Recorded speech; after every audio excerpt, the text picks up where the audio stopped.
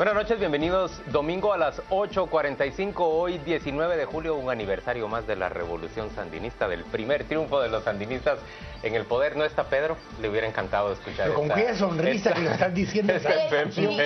Me río, hago yo me burlo más ahora. Pero señores, vamos a lo serio. Hoy tenemos... Hoy el niño nuevo. Que sea el único que se recuerda de ese tipo de aniversarios.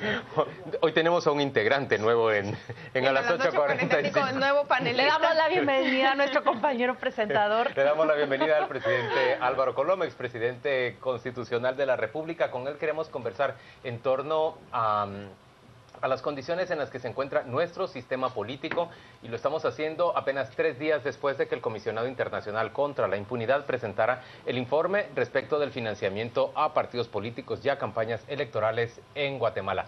Mucho que hablar con Álvaro Colom, responsable del Partido Unidad Nacional de la Esperanza durante largos años, presidente de la República por ese partido también. Yo quisiera arrancar, presidente, con una pregunta general. Nunca había estado Guatemala en sus tiempos modernos en una situación como la que nos encontramos el día de hoy, a 50 días de las elecciones y en unas condiciones verdaderamente precarias para la mayoría de participantes y de gran apatía e incertidumbre para la ciudadanía. Descríbala usted, ¿cómo ve esa situación? Aunque yo era adolescente, ahí en el año 63 y 62, creo que fue bastante parecido, pero no tan integral. Es decir, hubo un problema político, el golpe con Vidígoras, etcétera. Pero es que ahora es varios temas, no es solo el tema electoral, no es solo el tema de la ley, no es solo es el tema de la corrupción, el tema de la presidencia, que está en una crisis severa, profunda. Entonces yo creo que, y honestamente yo he estado reflexionando y el jueves que dio el comisionado del informe, creo que Guatemala está en unas condiciones únicas para hacer las reformas que hay que hacer. Creo que toda esta crisis debería unir a la ciudadanía. Yo felicito a los ciudadanos que están indignados. Creo que ojalá ese movimiento siga fortaleciéndose. Pero, presidente, usted hace su propio examen de conciencia por ejemplo, cuando usted hoy ha mencionado a Gustavo Alejos como un recaudador de fondos para las campañas y alguien que beneficiaba a sus propios negocios, usted lo hizo secretario privado de la presidencia. ¿Cómo reacciona frente a esa mención de él en el informe? A mí lo que me gusta del informe es que es un informe total, en mi opinión, bastante integral en el tema de financiamiento de partidos. Es académico, es bastante profundo en términos conceptuales y por darle los CICIG y el comisionado tiene una credibilidad impresionante. Mucho de lo que se lee ahí, mucho de lo que se ve ahí, se ha dicho en los programas de televisión, se ha dicho, algunos candidatos lo han dicho, algunos partidos. Pero viniendo de una institución tan seria, yo trabajé 4 años acompañado de CICIG y yo sé cómo trabaja. Y es un equipo profesional, es un equipo realmente serio. Entonces, obviamente lo pone a uno medio incómodo que mencionen acciones donde uno está involucrado. Y si ustedes me lo permiten, las 3 menciones que se hacen en el gobierno mío.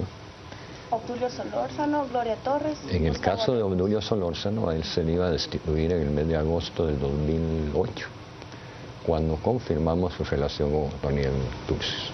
Con el narcotraficante Otoniel Turcios. Hasta ese día que yo ya confirmé la relación, eran rumores y nosotros lo atribuíamos a campaña negra, era otra cosa. Pero cuando él fue no se pudo, Obdulio nunca recaudó dinero, nunca. ¿Cuál fue el papel de él durante la campaña? Él fue director de la campaña, él era como el ejecutivo de la campaña. Pero él nunca recaudó. No hubo fondos de Obdulio Solórzano hacia la campaña, no sé si él puso ni hacia para UNE. su carro, para sus cosas de movilización y todo, pero para la campaña no. Entonces eso fue en agosto de 2008. En ese momento teníamos una mesa de crisis con la DEA, con la NAS, con Gobernación, el Ministerio Público, haciendo la investigación de Turcios. Entonces me pidieron que no lo sacara, porque si sacábamos a Obdulio en agosto, se rompía todo el hilo de la investigación. Y sin mal no recuerdo, fue hasta abril que me avisaron que ya estaba completa la investigación. Y en ese mismo día se destituyó. Entonces yo creo, y yo no esperaría que si pusiera esas explicaciones. El informe tiene otros objetivos. Pero se destituye, más no se coloca ninguna denuncia en contra de él, sabiendo la información que se sabía. Lo que pasa es que eso lo estaba manejando el Ministerio Público. Las mesas de crisis no entraban al trabajo del Ministerio Público, sino le dábamos lo que ellos pedían. Pero déjeme agregar una pregunta a lo que Quique le consulta. Como presidente de la República, ¿no estaba obligado usted a denunciar la relación de esta persona con un narcotraficante de la calidad de Otoniel Turcios? Se hizo al Ministerio Público, en esas mesas, inmediatamente. Pero en esa mesa... De hecho, se hizo el mismo día, no se me olvida, fue un sábado a las 4 de la tarde, no se me olvida, que confirmamos. Presidente, háblenos del caso de Gloria Torres. Es que yo creo que lo interrumpimos porque estaba hablándonos de los 3 nombres y me gustaría escuchar la explicación en el caso de Gloria Torres, ella no solo traicionó a toda una confianza que se le tenía, traicionó a su hermana, involucró a sus hijas, me engañó a mí 2 veces y me di cuenta de las 2 veces juntos, ¿no? ¿De qué forma lo engañó? Una fue un incidente que hubo en el aeropuerto con un asunto de protocolo, que fue una cosa pública, y ella juró y perjuró que no había sido así, y pues cuando ¿Le acusaban de trasiego de dinero? Cuando se investigó no era solo una vez, sino que eran varias veces que se había hecho, y a mí me dijo que había sido una vez una equivocación. Pero nuevamente ahí, un poco denuncia. Eso ya está en las mesas de crisis. Es que lo que pasa es que la mayoría de denuncias que salían de gobierno, o sea, de un ministerio, todo, se iban a las mesas de trabajo en el Ministerio de Gobernación con el MP. Normalmente se iban por eso. La de Raúl, el ministro de Gobernación, esa la hizo él. Él me llevó lo del robo de gasolina y todo. Le dije, hacer la denuncia, y él hizo la denuncia. Lo que no sabía es que esa denuncia estaba relacionada con el otro lío de la cárcel de Feijales. Le pregunto de Gustavo Alejos. El informe de CICIG plantea cómo él, desde su puesto de secretario privado suyo, consigue beneficiarse en las empresas donde él era directivo, como farmacéuticas. También permitió articular desde la presidencia diferentes negocios. Alguien que llega como financista, llega como financista y que desde funcionario se beneficia. Obviamente Gustavo Alejos fue una persona de mi total confianza, yo nunca lo voy a negar. Él fue un operador muy eficiente con toda la relación con el Congreso y todo ese tipo de cosas. Yo lo conocí cuando en la campaña, hoy salió algo del 2003, Gustavo no estuvo en el 2003. Gustavo se incorpora 2007. Después de la pérdida del 2003. Empezamos a salir todos los fines de semana, lo normal. Yo lo conocía poco, mejor dicho, no lo conocía, y nos empezamos a conocer. Durante los viajes, eso se lo he dicho a él repetidas veces, me fui dando cuenta en campaña de la cantidad de tierra y fincas que tenía. Era de la familia...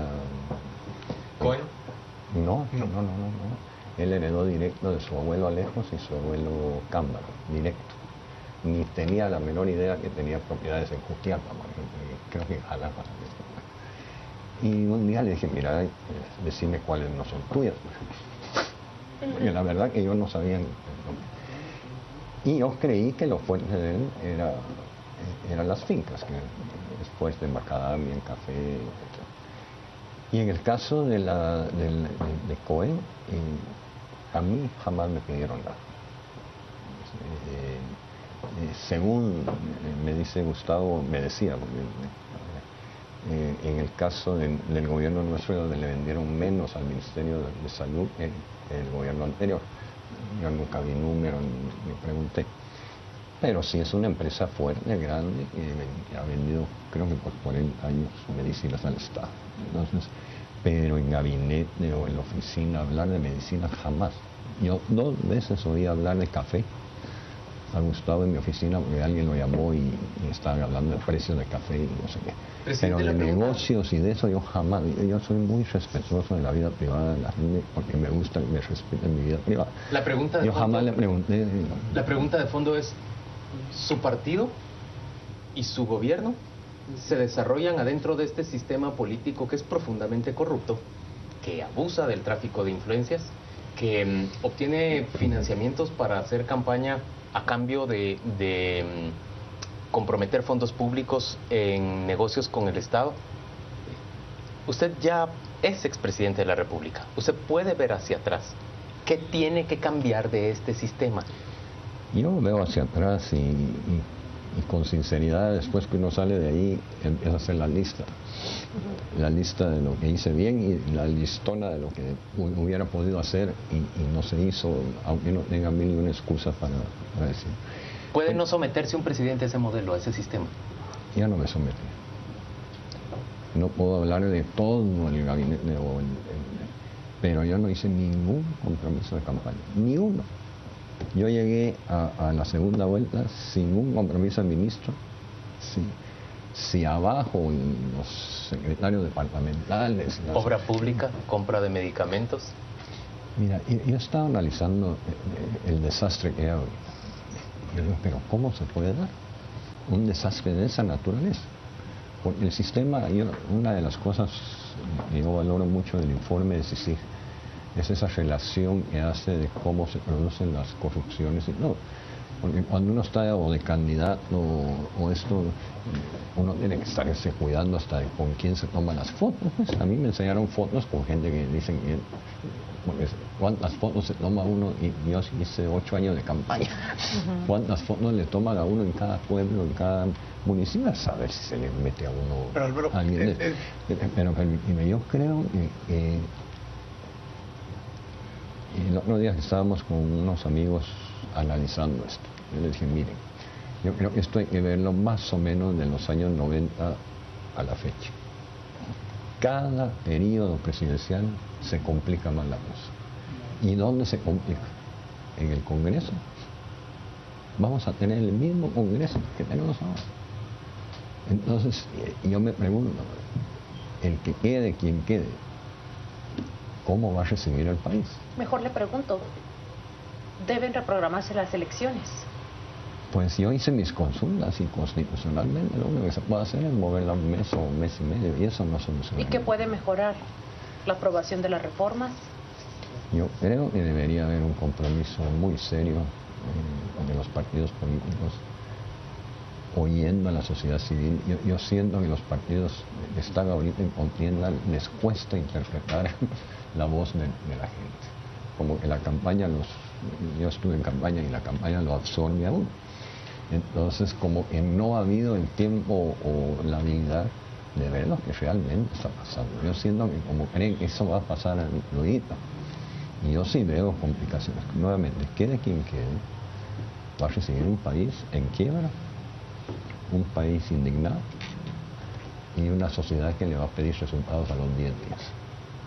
Y es complicado. Don Álvaro, usted dice que valora el informe de CICIG, pero en sus explicaciones de los 3 funcionarios de su administración que le cuestiona a la comisión, usted nos dice que Gloria Torres lo engañó, que de Obdulio no sabía y que de Gustavo no supo o no hubo ninguna anomalía porque no llegó a enterarse. No Mi pregunta es, cuando dice la CICIG que el 50% del financiamiento de los partidos en Guatemala es por crimen organizado y por corrupción, ¿se adapta eso a lo que fue su gobierno, sí o no? Mi campaña, honestamente, yo era muy cuidadoso de eso. Yo tengo una aberrada odio al narcotráfico, pero es aberración por razones personales. Aunque digan que mucha gente que le financió los Zetas o que entró dinero de los Zetas. Eso lo dijo el presidente Montillo, que es un irresponsable. Ustedes pueden preguntarle a la DEA y a la NAS el nivel de cooperación que hubo de mi gobierno. 19 de los 19 capos que me entregaron en una presentación recién iniciado el gobierno. Capturamos 14 aquí, uno en Belice y uno en Honduras con apoyo de inteligencia civil de Guatemala. incautamos 11 veces más de los 2 gobiernos anteriores sumados. Los 2 gobiernos anteriores incautaron 3.000 millones que el gobierno. Perdón, ya la sub-70 lo pone a veces un poco liviano uno del cerebro, pero me acuerdo que eran 2.000 o 3.000 millones. Nosotros incautamos 82.000 millones en los 4 años. Si eso es tener colaboración del narco. Ahora, Portillo es un irresponsable. Porque él no hizo nada con los Zetas. Y nosotros destruimos allá en Alta Verapaz con el establecido. Capturamos más de 130 ametralladoras. Esa gente se estaba preparando para una guerra civil. Claro, pero regresemos a un tema cuando se hablaba de Obdulio. Cuando vemos el esquema de ir el jefe de logística, de ir a los lugares, el esquema como lo presenta justamente la CICIG, es un esquema donde los alcaldes y los diputados distritales son realmente los enlaces con muchas de estas estructuras. Y es el mismo caso de Gloria. Y el mismo caso con Gloria. Pero entonces, eso quiere decir que aunque no haya sido, digámoslo así, de conocimiento del candidato, esa estructura, si era una persona que estaba vinculada a un narcotraficante como Turcios, era obvio que había una estructura abajo dentro de la campaña que se movilizaba en esos departamentos y en esos municipios bajo el manto de la protección o la alianza con el narcotráfico. En el informe hay algo bien, por lo que yo viví con todo este lío de infiltración, ¿no? Y ahí me parece, bueno, es lo que yo viví. Esta infiltración del narco no es de arriba para abajo. De abajo para arriba. Es de lo más sencillo, va Local, subiendo y se vuelve es un cáncer. Pero el enlace de Obdulio. Sí. Entonces, yo tengo la impresión que a Obdulio lo cooptan o cuando ya estábamos por ganar o cuando no habíamos ganado. Yo no sé cuándo. Señores, tenemos que hacer una pausa comercial en este momento. Vamos a la pausa y volvemos para continuar la entrevista con el expresidente Álvaro Colom.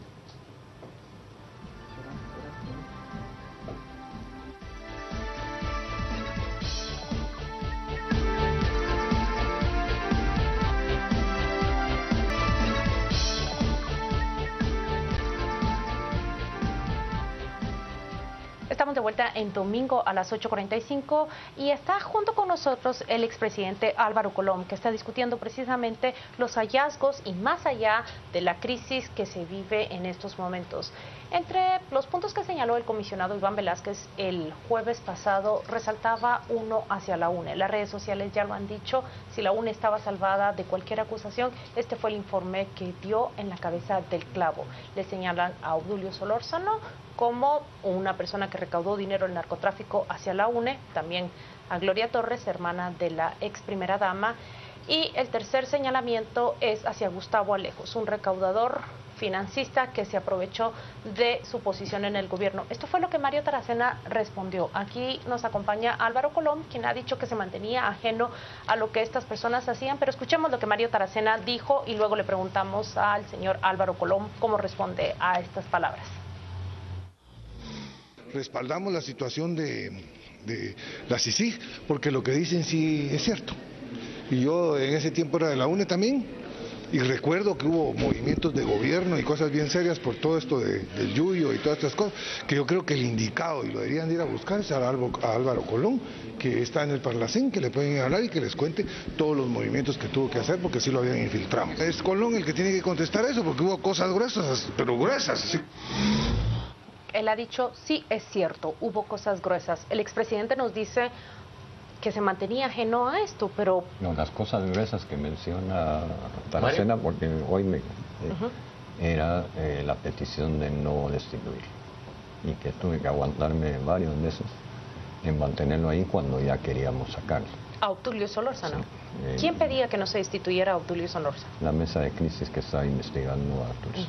Sin embargo, le conceden que una vez destituido le siguen pagando 80,000 quetzales de renta por el edificio donde estaba Fonapaz. Incluso llegó a cobrar doble renta en un mismo mes. ¿Por qué se le permitían esas concesiones cuando ya sabían quién era él y lo habían sacado? Fonapaz es una de las 300 instituciones del Estado y son detalles que honestamente no llegaba a esos detalles. De hecho, el rumor de que el edificio era, primero, lo que se nos dijo era que era de Turcios, de era un relajo esa cosa. Fue bastante después, inclusive, de la muerte Es decir, antes de la muerte de él, del asesinato.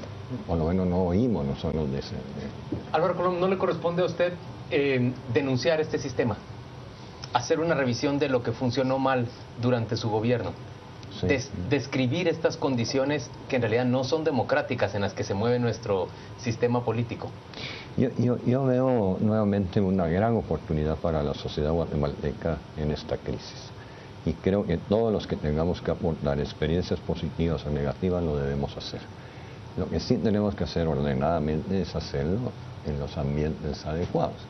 Por ejemplo, yo soy un expresidente que estuvo entonces definitivamente yo soy parte de esa historia que hoy estamos pagando en contribuciones como la persecución del narco, por ejemplo, positivas, pero también problemas como el caso de Obdulio, como el caso de Gloria. Lo que yo no he visto, por lo menos en este gobierno, y no lo vi en Merché, es que yo inmediatamente que se confirmaba o se tenía una alta probabilidad de contaminación de algo, se iban. Yo recuerdo una vez que llegó el embajador americano y acabo de nombrar a 2 oficiales en altos puestos y me dijo que uno está con problemas de narco y el otro con problemas de lo de Bamac. Ahí tomé el teléfono y se fue. Porque yo no tenía compromisos con nadie en particular. Yo tenía un compromiso con el programa de gobierno, con lo que nos había costado 8 años llegar. Entonces, pero yo sí, Juan Luis, yo creo que hay una oportunidad grande.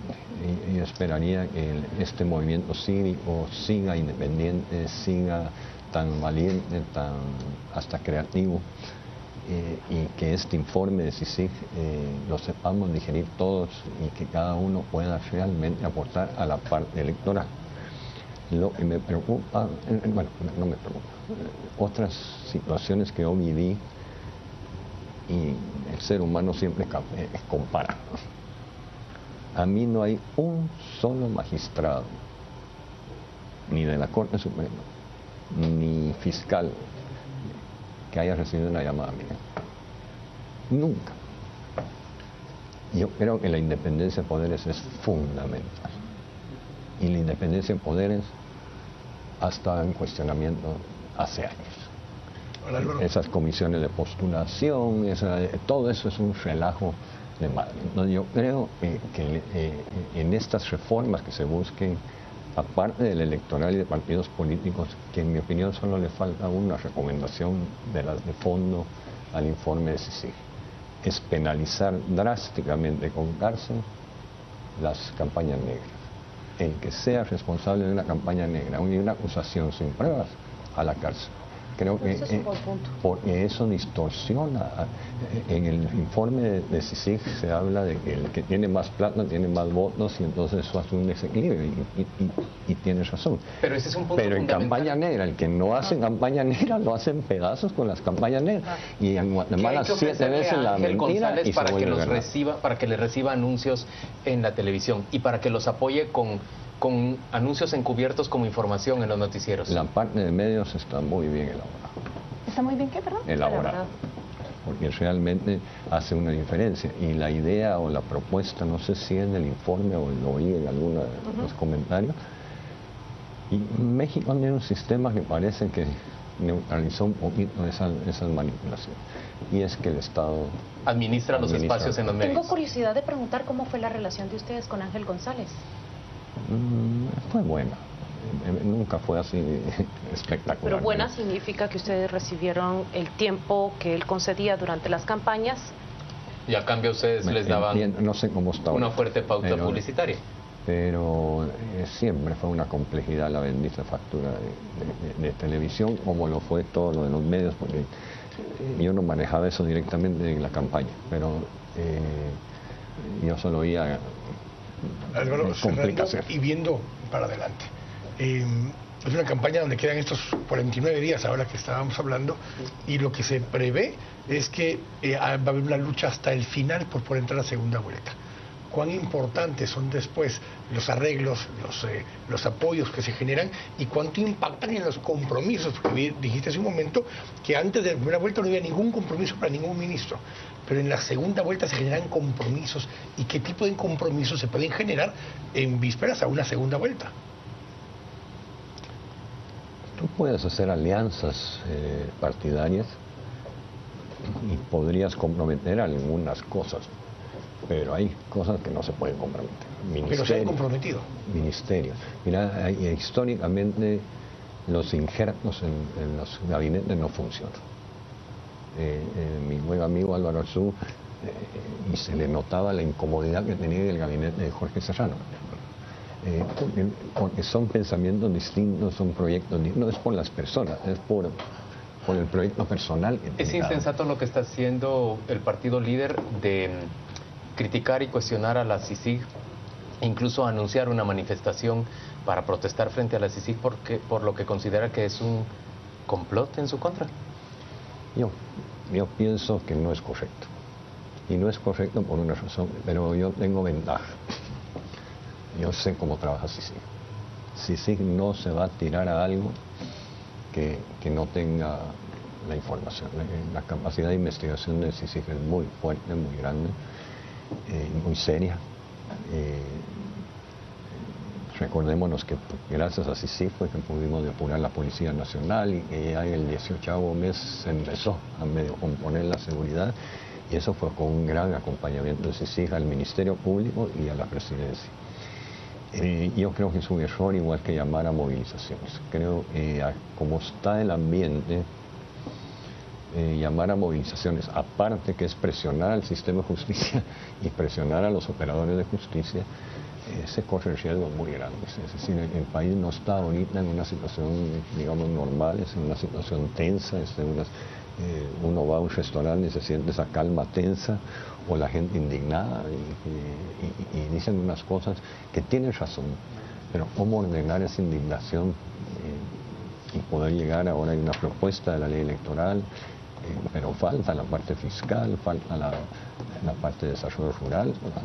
Todo esto son deudas del país, no son deudas de una persona, ¿no? Es una deuda del país que provoca este tipo de crisis. Pero Álvaro Colom, gracias por acompañarnos domingo a las 8:45. Vamos a ir a una pausa comercial, volvemos dentro de muy poco para hacer análisis, para discutir sobre esto que hemos conversado con el expresidente Álvaro Colom, y para hablar sobre pues las previsiones para esta semana, que arrancan con un llamado previsible del partido líder para una manifestación frente a las instalaciones de la Comisión Internacional contra la Impunidad en la zona 14.